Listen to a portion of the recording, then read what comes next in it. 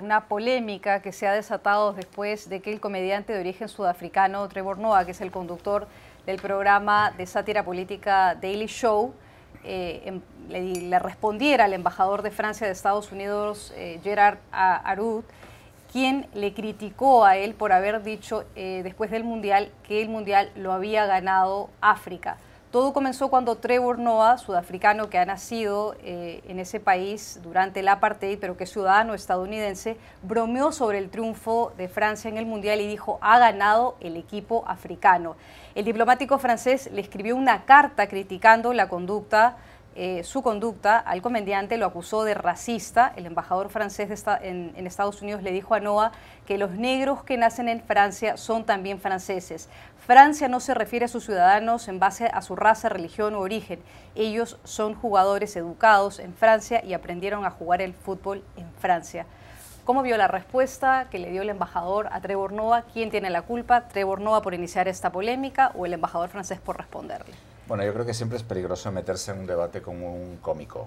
Pero en todo caso, yo siguiendo el argumento de Trevor Noah, quiero felicitar a Suiza por tener un presentador de televisión, comediante, que logra que el embajador francés le envíe cartas.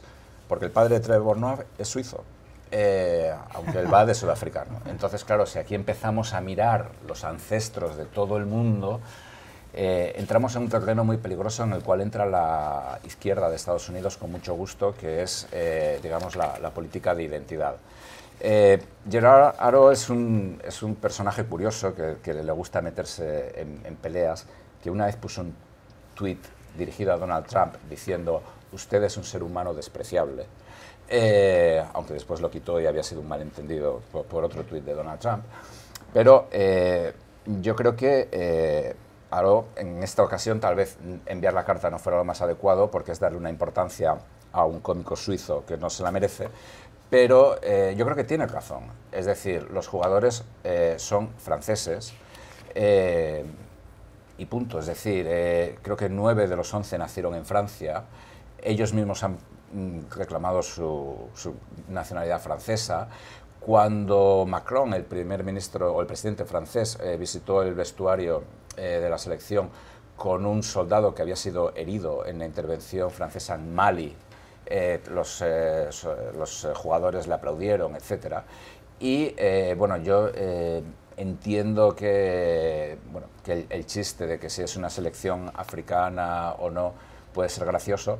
Es el mismo chiste que Marine Le Pen hizo cuando dijo que ya no reconocía en la selección francesa a su propio país porque eran negros y árabes. Y desde luego, si Trevor Noah, en vez de ser mulato o negro, hubiera sido blanco y hubiera dicho esto, probablemente lo habrían despedido. Roger, ¿quién se equivocó en esta polémica? Es que están puestas dos de los temas más, un tema fundamental de la época. Uno es la identidad, o sea, la identidad política que viene por tu raza o tu origen, y el tema de la inmigración. Y por supuesto el tema nacionalista que siempre va pegado al fútbol. O sea, creo que no hay uno que tenga razón. O sea, creo que los dos se equivocaron. Porque por una parte, como decir, esto es un chiste y lo te respondes con seriedad, terminas haciendo la cómica, ¿no? O sea, luego, en el caso de Trevor Noah hay que ver su historia. Ciertamente es un hijo de un suizo y una sudafricana negra que vivió en el periodo del apartheid en un estado de marginación tremenda y creció a convertirse, bueno, en una figura de la televisión tan importante, multimillonario, o sea, millonario, tiene un apartamento de más de $10 millones en Nueva York. O sea, es un hombre exitoso que puede estar en esa posición debido a que pudo superar todas las resistencias a su color y a su origen como inmigrante.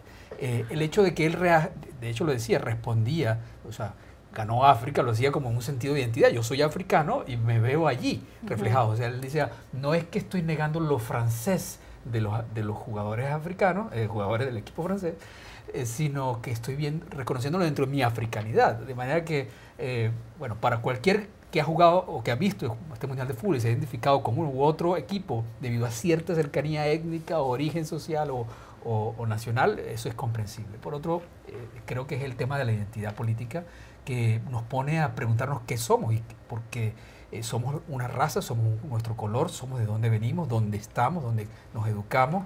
O sea, ciertamente hay un debate mundial que tiene que ver con un reconocimiento de nuestras diferencias, y eso, este debate a lo mejor nos lo permite plantearlo.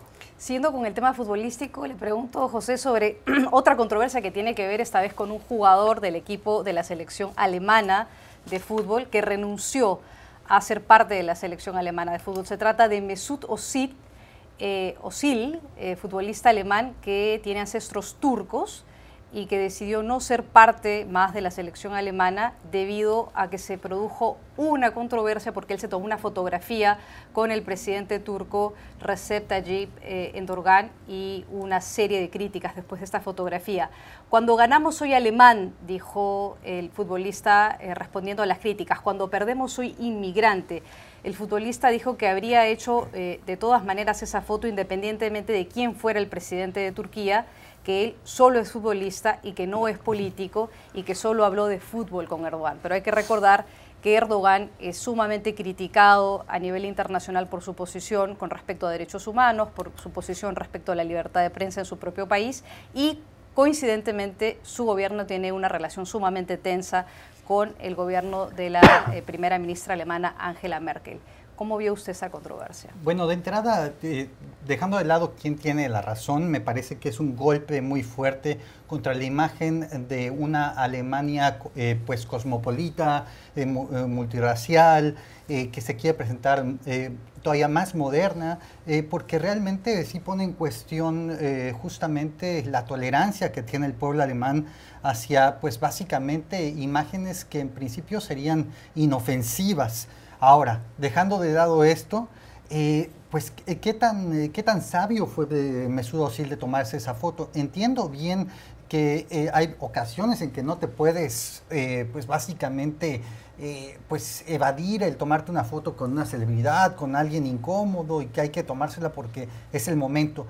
Pero básicamente esta fue una opción que él tomó junto a otros dos jugadores, y aunque no haya significado digamos, un apoyo total a las políticas de Erdogan, él sabía que iba a provocar algún tipo de resquemor.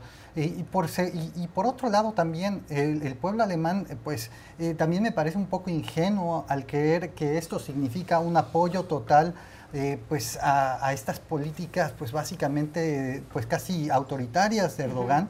Y por otro lado, sí nos refleja pues básicamente la animadversión que no necesariamente contra los jugadores de origen turco, sino contra el odio que hay a Erdogan dentro de Alemania. Sí, hay que recordar que además en Alemania, Pablo, hay unos 3,5 millones de turcos de origen, alemanes de origen turco. ¿Cómo ve usted esta controversia? Hombre, yo creo que Özil, si él hubiera publicado, si jugara un equipo turco y hubiera publicado la carta que ha publicado, lo hubiera metido en la cárcel.